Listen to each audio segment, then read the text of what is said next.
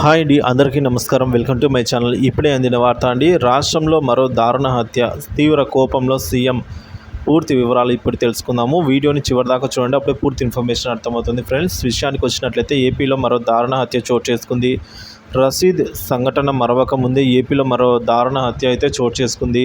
విశాఖ జిల్లా అగనంపూడి జంక్షన్ వద్ద cab driver సూర్యను ఓ దుండగుడు కత్తితో పలుమార్లు పొడిచాడు. దీంతో ఆయన అక్కడికక్కడే మృతి చెందాడు. మృతుడు మల్కాపురానికి చెందిన వ్యక్తిగా గుర్తించారు. ఈ ఘటనపై కేసు నమోదు చేసిన పోలీసులు నిందితుడి కోసం గాలింపు చర్యలు చేపట్టారు. ఈ ఘటనపై ఇంకా వివరాలు తెలియాల్సి ఉంది అండి.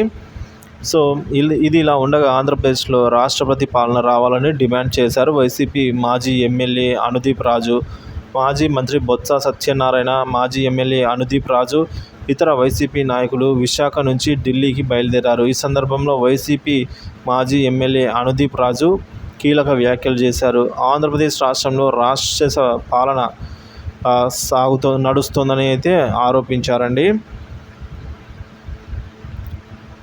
సో ఈ విధంగా అయితే జరుగుతుంది ఫ్రెండ్స్.